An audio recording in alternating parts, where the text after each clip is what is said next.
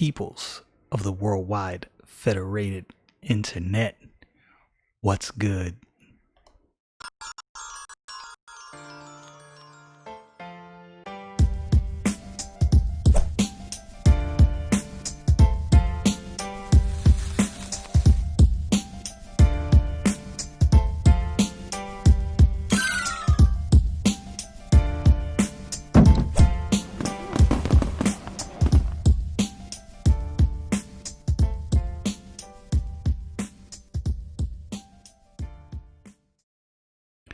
I don't know how many of y'all can remember the Google meeting that happened shortly after President Trump was elected. I think it was actually that day or that next day, that morning, or what have you.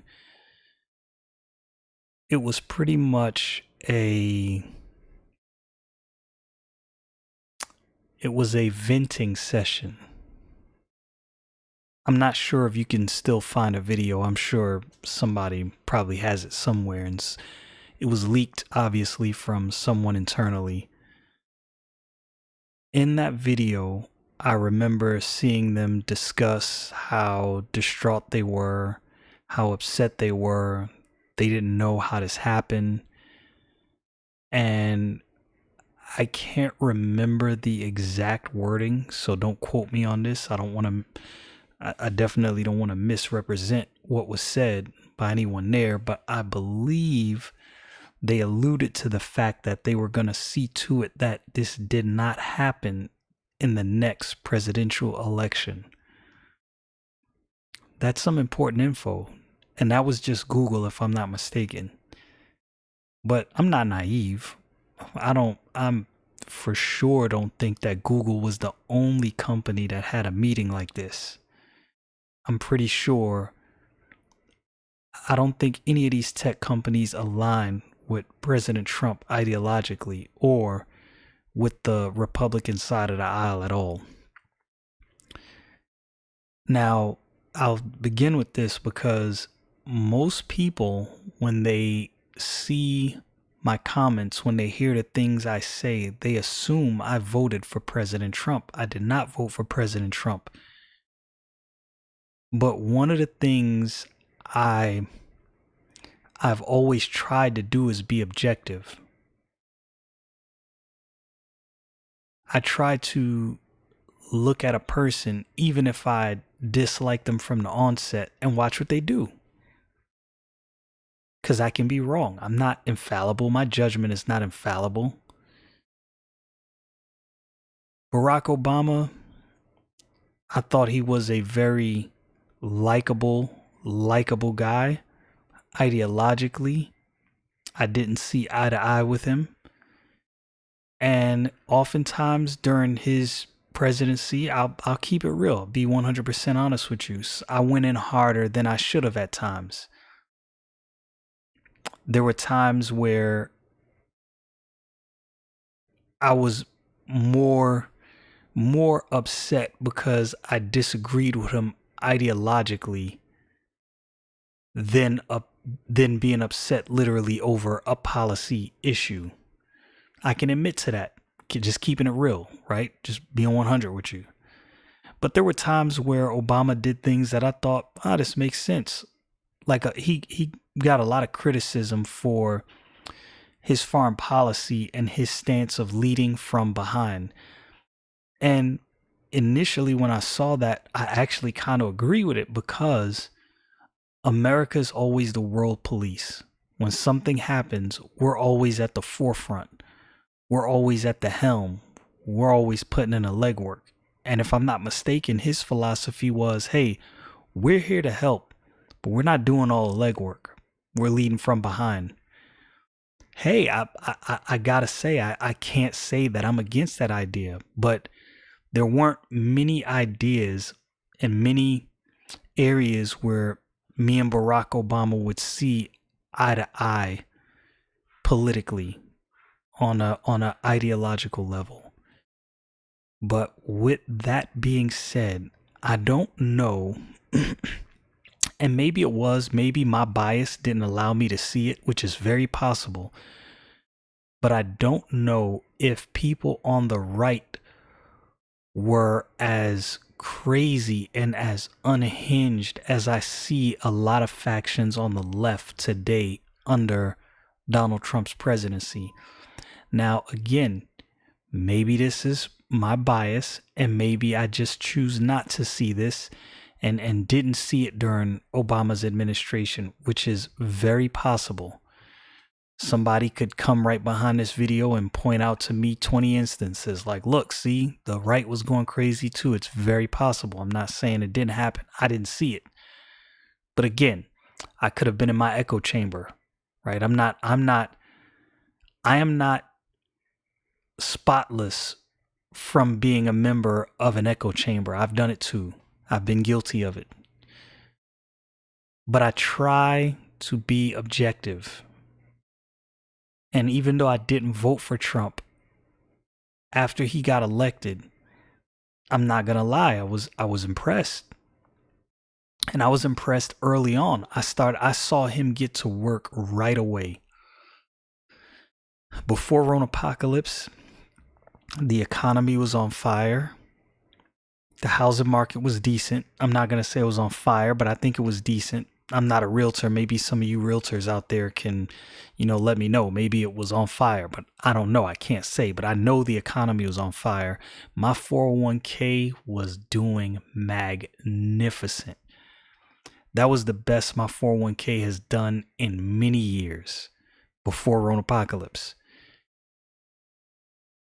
He was doing a lot of things in foreign policy that, even though his opponents didn't like, they're actually things that actually make sense. Cutting regulations, energy independence. And I'm not saying Obama didn't do any of those things, but these were things that this is Donald Trump's block. This is his square. These are the things that he's standing on. He promised a border wall, and he did everything within his power to get that border wall. Now, this is the thing where I believe people are disingenuous, and this is where I think, I'm going to be honest with you. Trump derangement syndrome is really a thing. I heard people say that at one point, jokingly in passing. And it's, you hear people say things, it's funny. But when I see how people react, the mental gymnastics they do in order to not give Donald Trump credit is mind-boggling. It's mind-numbing. Sometimes I'm just like, what? I don't understand. How do you come to this conclusion? So he didn't get the wall that he wanted. He wanted a concrete wall. He wanted it to be as tall as possible. But I don't necessarily blame him for that. You see, people don't understand. The president can't just wave his hand and get what he wants. Right? We have senators and congressmen that have to hash all of this out. Right? We have separate but equal branches of government. So these things have to be hashed out. The president can't just wave his magic wand and say, wall, I want it, done. He's not a dictator. Contrary to what you hear through all the news hysteria, he's not, and that's not how it works. So he was confined to what he could get, right? This is, you're going to get what you're going to get. You're not going to get anything more. Nonetheless, he promised a wall, and he's building a wall.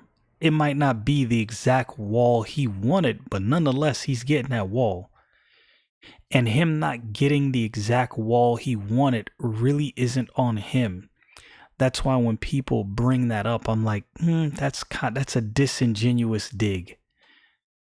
It's sort of like, I've seen people do this, and like I said, this is showing to me that this Trump derangement syndrome thing it's a real sickness. Like, people are really there. It's like people are separated from reality. I'm seeing people blame the economy right now on Donald Trump. right? Because right now it's not the greatest, but we've been locked down for what, 3.5, 4 months? And some people say, that's all his fault. And that's a disingenuous argument as well. And here's why. He didn't want the shutdown. The health officials that he had on his pandemic team, they recommended the shutdown. And for a while, he fought against it, and he finally caved to their wisdom, right? These are the health officials. Okay, y'all say we should shut down. I'm going to shut down. And of course, yeah, he tried to make it seem like it was a grand thing. They said we should shut down, and I shut down, and I think it's going to be it's a great idea. Hey, man, the dude's a showboat. It is what it is. Nonetheless, if he wouldn't have shut down, and if he would have just let the economy ride, people would be on that man's neck. He shut down. And this is the funny thing. He wanted to open back up earlier. Everybody had a problem with it. He wanted 2 weeks and he wanted to open back up. He didn't want this to go on forever. Everybody had a problem with opening back up. And now the same people that had a problem with opening back up are blaming him for everything that's going on. And it's like, you can't have it both ways. You have to pick one. So I don't think, intellectually, I don't think it's honest to put the state of the economy right now solely on his shoulders, given the current circumstance. I just don't think that's being honest. So going back to Google, that meeting that Google had right after he became president. When you look at, they're shutting down stories from legitimate doctors. Look, consider this. Let's think about this. You have however many doctors, I can't remember exactly how many were in that America's Frontline Doctors. However many board certified actual doctors, actual degrees, actually practicing, actually helping and seeing patients on a regular basis, they're saying, we used hydroxychloroquine and it works. On our patients, it has worked. We believe we have hope. I'm not telling you that this drug works or doesn't work. I'm not a doctor. I don't know. I'll tell you what I do know. When Donald Trump mentioned hydroxychloroquine, that drug didn't catch me by surprise. I've heard that drug before. Anybody who has traveled overseas, as you know, I've mentioned it in several videos. I had an overseas job for years. Anyone who's traveled overseas, especially to any third world country, you have either seen hydroxychloroquine or taken hydroxychloroquine. This is not a drug you're not familiar with. So when Trump mentioned a drug and then there was all of a sudden a controversy around a drug, I was mind boggled. I was like, well, I don't understand. It's not safe? Well, wait, hold up. This is a drug that you're prescribed when you go to certain countries. So they were prescribing drugs that weren't safe. This drug has been out for, what, if I'm not mistaken, 60 years or something like that, something crazy like that, and is not safe. That doesn't make sense. I'm not a doctor. I'm just saying it doesn't make sense. And when you get actual board certified doctors that are raising a red flag, like, hold up, flag on a play. We've used this drug for years. We've prescribed this drug for years. It's over the counter.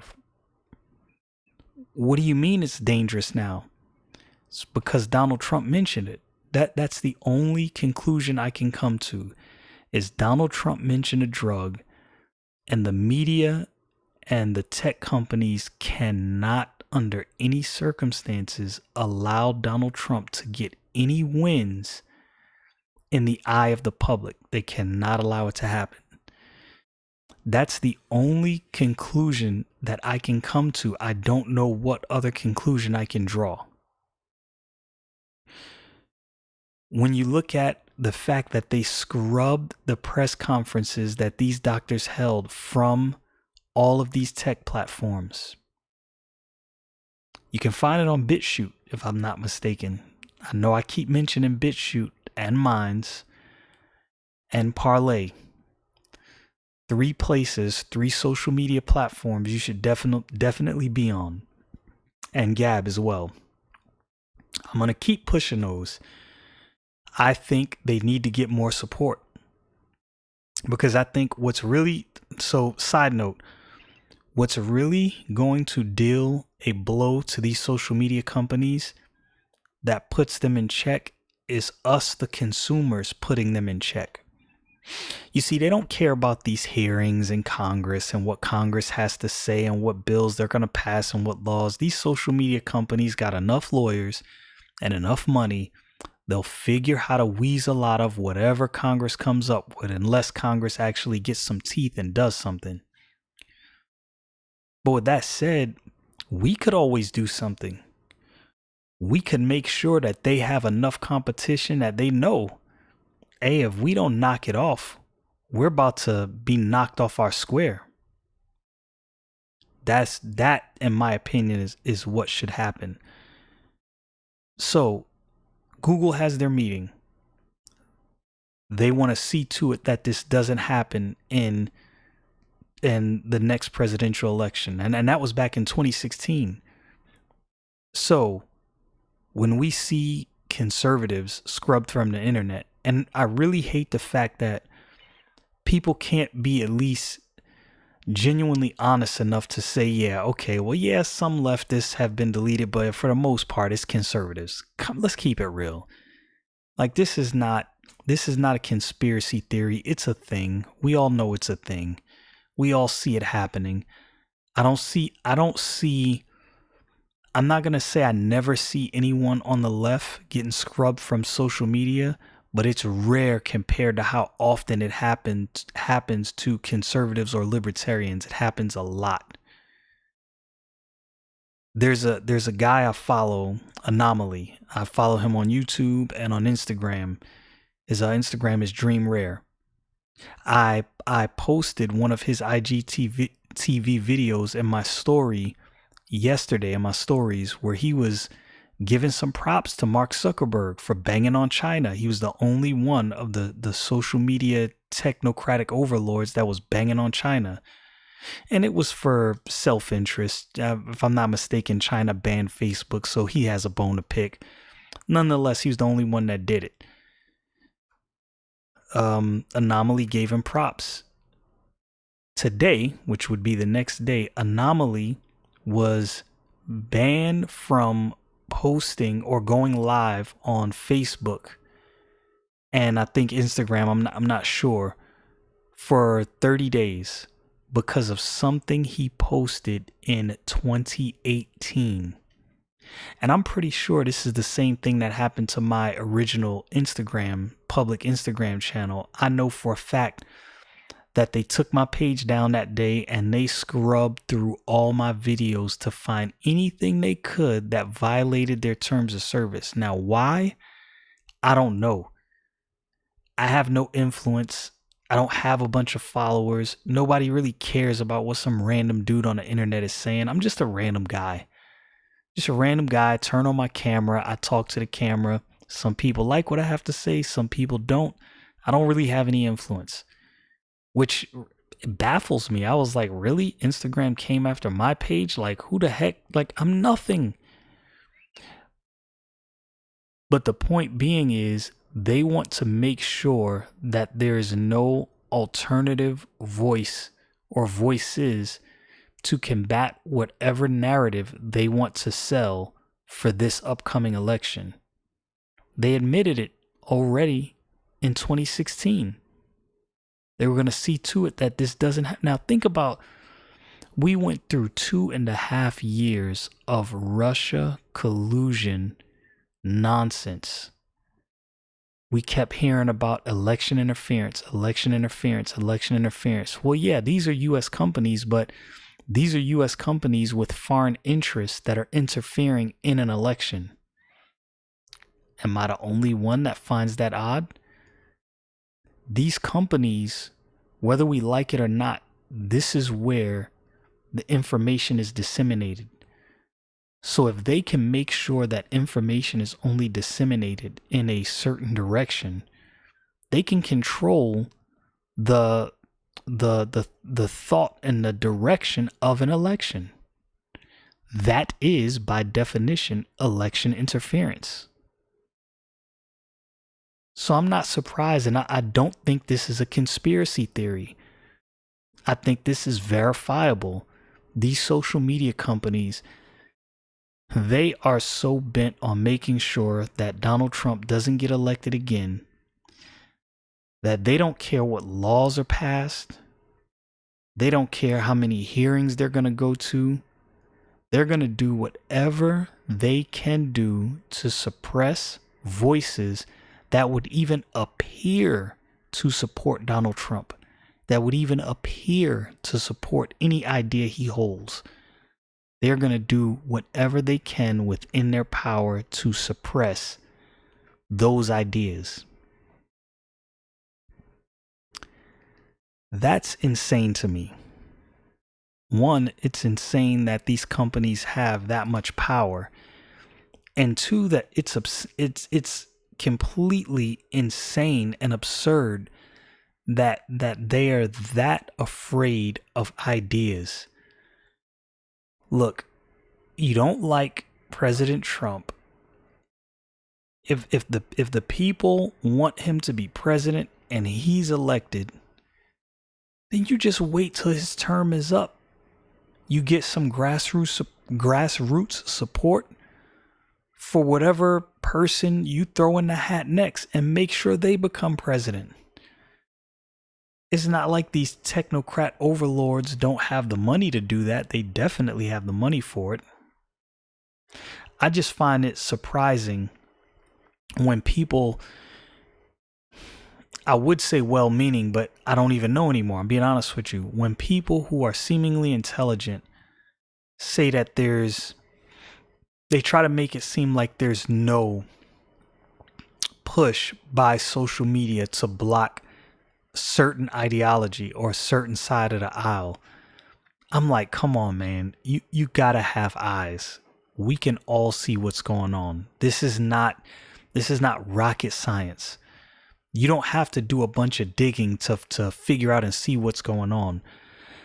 Alex Jones, I believe the sole reason Alex Jones was scrubbed from everywhere they could scrub him from across the internet was solely because he played a gigantic role. From everything I've seen, he played a gigantic role in getting President Trump's message out there before he got elected and making sure he got elected.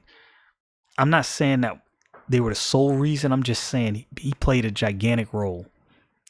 Because for all Alex Jones' craziness, for all his spastic moments, the dude says a lot of things that are legit.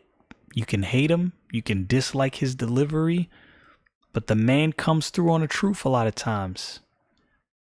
And I don't think these technocrat overlords like that. So I think, I said this before, I'm going to say it again. I think we need to hit them where it hurts. Hit that purse, hit that money bag.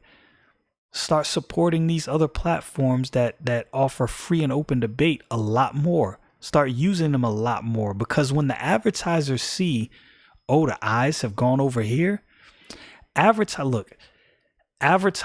may pander to certain ideas, but they only do that because they're trying to make money. Advertisers are going to go wherever the eyes are.